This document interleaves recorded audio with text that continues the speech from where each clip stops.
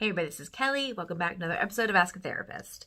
Today we're going to talk about arguing, specifically arguing on social media. Those of you who follow my social media accounts will know that I've been a little quieter recently.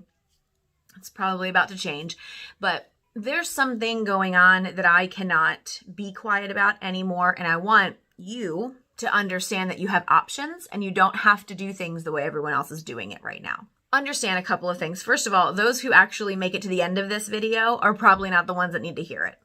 That's fine. Arguing on social media is probably pointless. Also, arguing on social media can be really cathartic. It's hard sometimes to pull ourselves out of those arguments, and it's hard sometimes to let something go when you know the person that is speaking is wrong. If I had $1 for every time I wrote and then deleted a response post to someone because I wanted to call out their BS, I would probably have a lot of dollars. The fact that I haven't posted most of them is a sign of growth for me, I think, and I would love to invite you into that growth as well.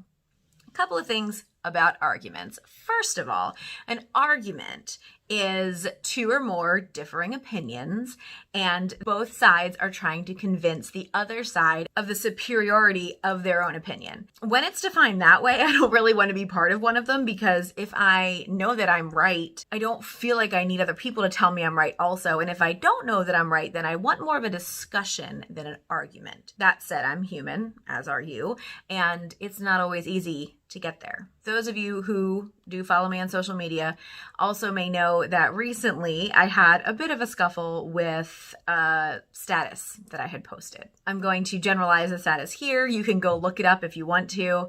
Might not really be worth it, but generally I said, you know how annoying it is when a child is told to do something or told they've done something wrong, and their response is, well, what about those kids? What about them not doing this? What about... And it's all deflecting and defensive. It can be kind of frustrating because as the person in charge who is correcting said child, you may have already planned to handle what was going on. You may have already handled what was going on with the other people, and you're talking just to this child. I know for me, when I would ask kids to clean up their areas, and they'd say well, they're not cleaning up their areas, or clean up a mess, and they're like, well, I didn't make it. I resort to the parental response. So I didn't ask who made it. I asked you to clean it up. And their response, their defensiveness comes with whatever they're carrying into that conversation. So for a kid who's like, well, I didn't do it, they're carrying in the feelings of injustice. They're carrying in the assumption that I am probably going to be mad at them for the fact they made a mess. All of the things that you would be kind of bringing along with you emotional baggage wise are laid out in that defensiveness, right? If we take time to hear other people's defensiveness, we can usually understand better where they're coming from, if that's something that you decide you want to do. So on this post, I said, you know how annoying it is when you tell a kid to do something and they are defensive or deflecting to someone else. It's even more annoying when you do that with an adult.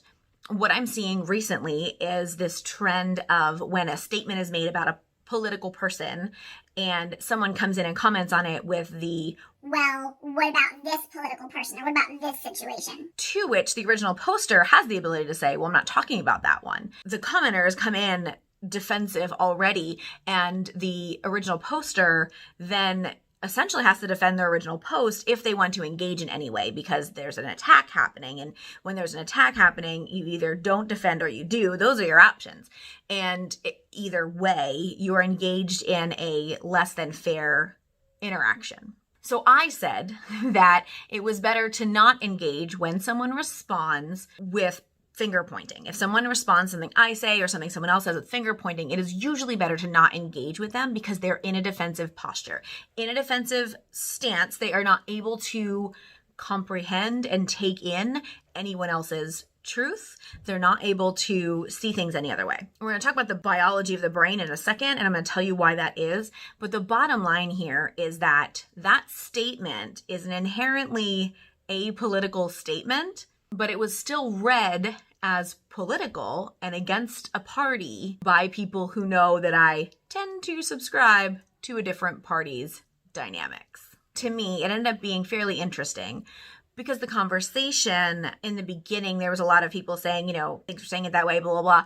But then towards the end, I started to see people who would say things like, well, what about when this happens? Or what about when this happens? Which is literally what I had just said not to do. That's fine. I was able to put into practice the things that I was saying to do. So that was awesome, where people can actually see it put into practice and to see people, carry out the things you're challenging them to do. That was great. But the problem was that for the people who need to hear this information, their receptors are not on. When the brain feels attacked, or when the brain is in a trauma type state or a stressed out state, anything that is new information is dangerous to them. You'll see this played out by some people who are currently bringing up very old news into the muck right now. And the reason for doing that is because new information is dangerous. So we pull in old information because that's at least safe. Because the trauma that I already know is safer than the trauma that I'm about to get, right? The brain processes everything new as a threat when it's in that state, which is why when someone is defensive or when someone is attacking, it is not a good idea to try to reason with them. It is not a good idea to try to present facts or opinions, or even a heartfelt plea from you is usually going to be met with less than gracious attitude. So don't.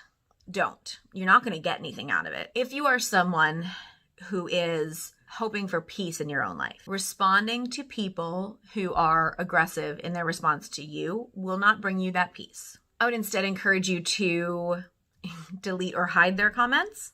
Shoot them a little text message, say, hey, I really care about you, but I'm taking this comment down. I don't think it's necessarily helpful for the conversation. Don't do it immediately as far as texting them. We are all finding out right now that there are people who we cannot continue to have in our lives. I have done some videos about cancel culture, and I've tried to keep it really benign. I've tried to keep it really general, but let's be real for something for a second. If you feel like you have an emotional stake in this current political climate, and you feel like that stake, you feel like that welfare has been threatened by what is happening in our world right now, it is unlikely that you are going to find yourself able to continue relationships with people who vehemently oppose the things that you need or the person that you are. That's okay. It's okay. People talk really derogatorily about canceling people or unfriending people, and I find that abrasive, to say the least. I'm going to link the videos that I've done about cancel culture and when it's okay to cancel someone who you care about. I encourage you to go watch those, because I would really like for you to be free to feel like you can take people out of your life and not feel like you owe them anything. There's currently, for me, some people that I'm still struggling with wanting to remove from my life, but I feel like I have some obligation on some levels. So just so you know, this isn't something that anybody gets out of dealing with. It's okay to have a line. It's okay to have a line where you're like, I'm either not going to post, or I'm going to go completely private, or I'm going to mute these people who are hurting me and frustrating for me. Just because someone disagrees with you does not mean you need to defend your stance. If you have come to your stance on something through your own lens, then you are at your stance on something through your own lens. If it is a lived experience for you, people do not have a right to tell you it's not true. That's gaslighting, and it's inappropriate. Recently, I witnessed somebody who calls themselves a Christian post on a comment of someone who had just shared a very emotional part of their heart, and they said, "Whatever happened to judge not, lest you be judged."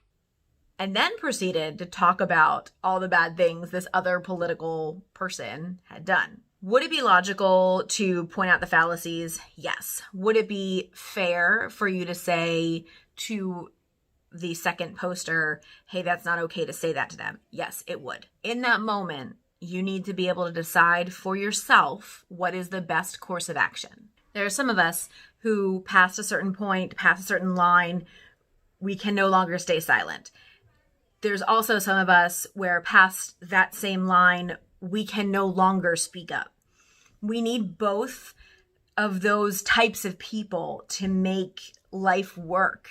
We also need to understand that whichever side of that we fall on, whether we're the ones that stay silent until we can't anymore, or whether we're the ones that talk until no one's listening anymore, wherever you are in that spectrum, that's okay. And we also will then pay the consequences for not being in someone else's realm. And unfortunately, where we are, because we are all sharing this trauma brain, we are all in a place where new information or new ways of doing things or new ways of looking at things are threatening and scary. We are not always going to be able to come to terms with everybody.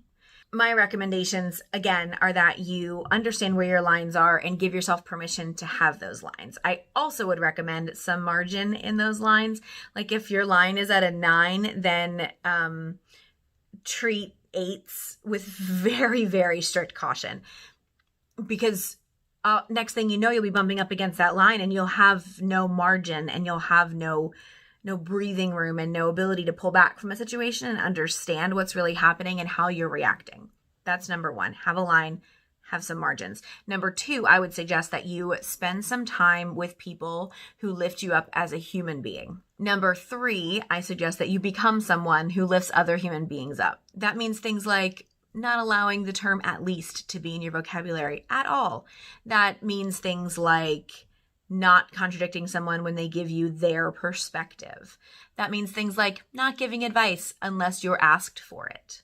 And even then, treating advice with care, because sometimes, a lot of times, when people ask for advice, they don't actually want to hear it. They want to hear that they're valid, and they want to hear that their opinions are valid, and their viewpoints are valid, and deserve to hear that also. Sometimes giving advice can be really selfish, says the person who's doing an advice vlog. Well, that's it for me today. I hope that you take away something from here. Do not argue with people who are defensive. You won't get anywhere and it'll be frustrating to you. When people are defensive, they are less mature and less able to reason. Probably not really worth your time to spend that kind of time trying to change someone's mind. Until next time, I hope that you are taking care of each other. I hope that you are all being safe, and I will see you soon.